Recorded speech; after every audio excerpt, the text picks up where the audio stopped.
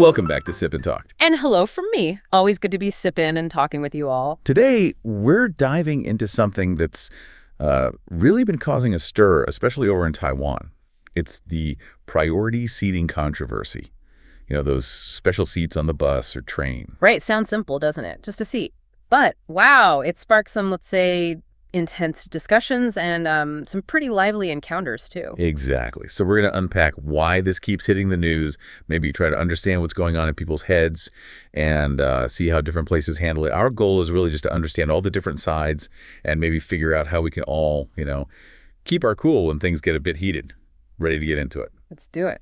Okay, so first things first, why Taiwan? Why are we hearing so much about these specific seat conflicts coming out of Taiwan? Feels pretty constant lately. Yeah, it is striking. And what's really fascinating, or maybe concerning, is how quickly things escalate. I mean, just in the last few weeks, we've heard these stories from buses, the MRT, trains, Keelung, Taipei. And there was that one viral video, remember? A middle schooler actually in tears because he gave up his seat to an older woman, but then she just scolded him, said something about his poor education. It just really shows the friction. Yeah, I saw that one. It was pretty rough to watch. And, the official numbers kind of back this up. The Taipei MRT police, they reported 22 disputes just about seats between January and May this year. 22 out of how many total? Out of 427 total disputes reported. So yeah, that's more than 5%. Just about seats. It seems like a lot for one specific issue. So what's really bubbling under the surface here? Well, I think it boils down to this complex mix of cultural expectations kind of crashing into modern life. How so? Well, for many older people, there's often this strong feeling of entitlement, almost like those priority seats are a legal right, not just a courtesy. Right, like it's owed to them. Exactly. And they might defend that feeling pretty strongly, verbally, or sometimes even physically. And you have to understand, this is tied into Taiwan's traditional culture, which really emphasizes respecting your elders. It's seen as, a virtue, proof of good upbringing. Okay, that makes sense. But then what about the younger people? Well, for them, life in Taiwan can be pretty tough. You hear a lot about low wages, really high housing costs, just a lot of pressure. Yeah.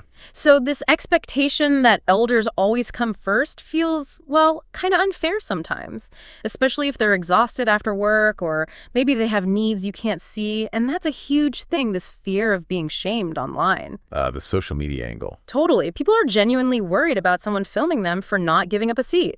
So much so that a lot of times those priority seats just say empty, even if someone who needs it is standing right there because they're too scared of the backlash. Wow. So social media isn't just reporting it, it's actually making it worse, turning small things into huge public fights, like cancel culture, but for the bus. That's actually a pretty good way to put it. There's this term sometimes called the Black Cinchu effect. Black Cinchu effect. Yeah, it describes how filming something and putting it online immediately just ramps up the social pressure like crazy. It can make everyone involved act more extremely, either defending themselves or doubling down on their demands because they feel the online crowd is watching or, on their side. Okay, so with all this friction, what's the government doing? Are there actual rules or is it just chaos? No, there are definitely rules. There's the People with Disabilities Rights Protection Act. It says public transport has to set aside at least 15% of seats as priority seats. 15%, okay. And the Ministry of Health and Welfare even suggested changing the name, getting away from love seats, which sounds a bit, vague, to just priority seats. And crucially, expanding who they're for to include anyone with actual needs. Actual needs, not just the elderly or visibly disabled. Exactly. And Taipei's mayor is also talking about encouraging goodwill, not forcing people, and they're even looking into Japan's system, the HELP mark. Okay, HELP mark. So this isn't just a Taiwan thing then. Other countries have similar dramas on the bus. Well, yes and no. If you look around, you see similar issues, but maybe not with the same intensity or the same specific cultural mix. Japan is a really interesting comparison. Because of the HELP mark hack? Yeah, partly. That little badge helps people signal invisible needs like early pregnancy or internal injuries, chronic stuff, without having to say anything. It just fosters understanding. Plus, their whole priority seat system they use in Seki is just really well advertised. Everyone understands it. So you tend to get fewer public arguments. It's about clear signals. That makes sense. A visual cue helps avoid assumptions. Mm-hmm. What about places maybe more culturally similar to Taiwan, like Hong Kong or South Korea? Well, they actually face very similar problems. In both Hong Kong and South Korea, you often see those priority seats empty. Really? Why? Same reason, basically. Fear of being judged or shamed online if you sit there and don't look like you need it. It's kind of a paradox, right? You have these seats meant to help, but people are scared to use them. It's almost a waste of space on crowded trains. And North America? Canada or the U.S.? Over here, yeah, there are laws generally saying you should yield seats to elderly, pregnant, or disabled people, but honestly, enforcement is pretty rare. It's more about public campaigns, reminders. Like in Toronto, the transit system puts up signs saying, someone might have a hidden need. It's more about raising general awareness. Less about strict rules, more about nudging people towards courtesy. Yeah. And the UK. I heard London has something similar to Japan's idea. They do. Transport for London, TfL, has this "Please offer me a seat" badge. It's specifically for invisible conditions, and it's been hugely popular. They've given out over 150,000 of them since 2017. Wow, that many. Yeah. And they also redesigned their priority seat signs recently to make them clearer. It's all about education and building empathy, really. Trying to create a better atmosphere. Okay. So it really does seem like Taiwan's situation is this unique storm. Rapid aging, the traditional respect for elders culture, plus these modern pressures on young people, all amplified like crazy by online shaming. It's quite a mix. It really is. It's like watching social norms get stress tested in real time with technology pouring gasoline on the fire. All right, well, that leads us right into the heart of it. The great seat-yielding debate, it really boils down to two camps, doesn't it? Come on, just give up the seat. It's not hard. Versus, hey, why do I have to? It's my choice. Exactly. And this isn't just about manners, is it? It gets into some really deep stuff like, what's our responsibility to each other? How do we even know who really needs a seat? What's fair in society today? Okay, let's play devil's advocate a bit. Let's take the first side. Yield the seat. It's the right thing to do. This comes from a place of social responsibility, empathy. Right. That's the core of it. The arguments usually sound something like this. Look, we're all going to get old. Giving up your seat now is like, banking karma for your future self. Okay. The future investment. Or the idea that a good society takes care of people who need help, and this is just a really easy, basic way to do that. And in Taiwan specifically, like we said, respecting elders is just fundamental. It's what good people do, what you teach your kids. Makes sense. Any other points from that side? Yeah, practical stuff too. Like most bus or train rides aren't that long. Standing for 10, 15 minutes won't kill a healthy young person. Good for your legs. The fitness argument. Right. And the most obvious one, the seats are labeled priority seats. The name itself tells you what they're for. It's seen as a clear social contract. Okay, fair enough. But then there's the other side, equally passionate, saying, hold on, why must I yield, respect my decision? What drives that perspective?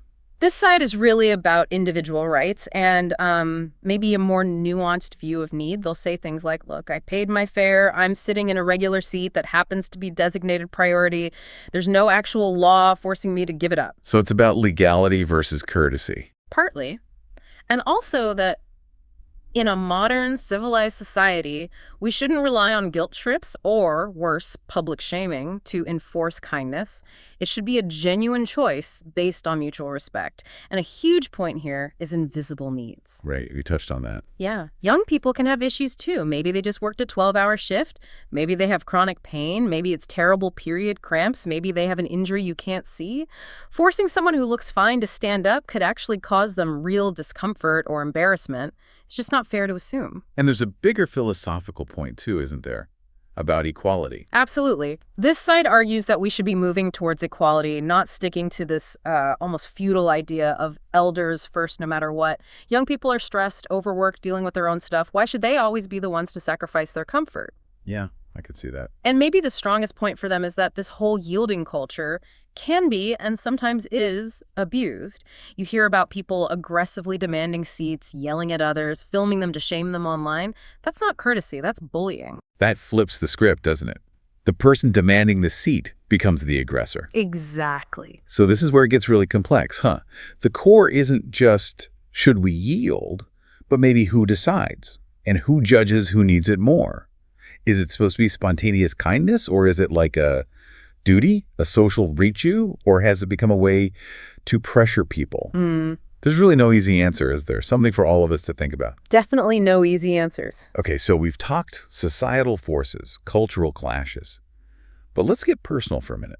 If you listening right now find yourself in that situation, someone's getting really upset, maybe even aggressive about a seat. How do you handle it? How do you not take it, personally? That's such an important question because often, and this is key, that extreme behavior, the yelling, the pushing, the filming, it might not actually be about you at all. Not about me. Then what is it about? It could be linked to their own stuff, maybe underlying psychological conditions, emotional struggles they're dealing with, or just like years of frustration built up inside them. You just happen to be the person there when it boils over. Like what kind of conditions? Oh, it could be a range of things. Maybe aspects of OCD, making them really rigid about rules as they see them. Maybe a paranoid tendency, feeling like people are always slighting them. Sometimes it's just poor social skills or difficulty managing emotions. It could even be fallout from depression or anxiety, making them super sensitive to perceived injustice. And especially with some older individuals, you might be looking at early dementia or cognitive decline, where they genuinely misunderstand the situation or social boundaries. Wow, so it's not necessarily that they intend to insult me. They might just literally be unable to express themselves appropriately or manage their feelings in that moment. That actually changes things quite a bit. It really does. And that shift in perspective is your shield. That's the key takeaway for protecting your own peace of mind. You don't have to absorb a stranger's anger, their personal baggage, their misdirected feelings. It's theirs, not yours. Okay, so what are some practical tips? Mental tricks to keep your cool and not let it ruin your day? Right, some emotion protection strategies. I have a few I like. First, try what I call the sad night on a journey technique. The sad night. Okay. Yeah. Imagine the person yelling isn't really mad at you. They're mad at their own difficult life, their own bumpy ride, their own disappointments. You just happen to be the random obstacle in their path right that moment of frustration. It helps take the personal sting out of it. Okay, I like that. It makes them seem less like an attacker and more just someone struggling. That's a good reframe. Another one. Create a personal mantra. Something simple you tell yourself, like, this isn't about me being wrong. This is about them having trouble expressing themselves.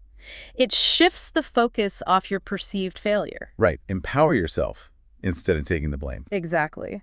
Then there's cognitive distancing. It's a mental step back. Just observe the situation and think, okay, that's their emotion, that's their reaction, that's their projection onto me. It doesn't actually define me or mean I did something terrible. Create that space. Distance yourself from their reaction. Got it. And your favorite. Ah, yes. Humor. My personal go-to. Someone yells, "You look perfectly healthy. Why aren't you standing?" Your inner monologue can just have a little fun with it. Like, wow, is it my fault I look young today? Maybe they should compliment my skincare routine. Okay, that's brilliant. A little internal chuckle, a moment of finding the absurdity in it, can honestly just slash the stress. It deflects the negativity before it sinks in. I love that. It really does make sense. We're all just passengers, right?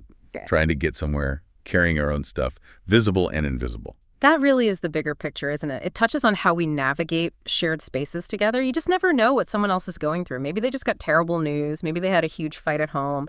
Giving up a seat is one thing, but that deeper understanding, that empathy, that's what makes us truly civilized, I think. We're sharing a journey, not fighting over territory. So wrapping this up, what have we learned?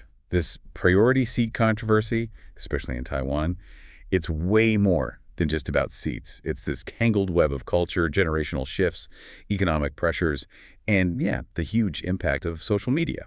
It really holds up a mirror to some deeper tensions in society. It absolutely does, and it highlights just how crucial empathy and genuine understanding are in our everyday lives. Looking at how other places handle it, like Japan's HLP Famamork, maybe focusing on fostering real kindness, not just forced politeness or shaming people. That seems like the way forward. Yeah. Maybe the ultimate question isn't just about whether you yield a seat or not, or whether you have a hidden need. Maybe it's about asking ourselves, what kind of public space, what kind of community do we want to create? One based on understanding or one defined by conflict? Definitely something to think about. Couldn't agree more. We really hope this look into the priority seat debate has given you some fresh perspectives to consider. Thanks so much for tuning in to Sip and Talk. If you enjoyed our chat today, please do subscribe to the podcast for more discussions like this. And hey, don't forget to check out our good friend Micky's YouTube channel. Seriously, it's a blast. Memes, music reviews, wine tasting, travel vlogs. It's just super fun. You really should go take a look. You definitely won't regret it. Until next time, keep sipping, keep talking, and keep learning.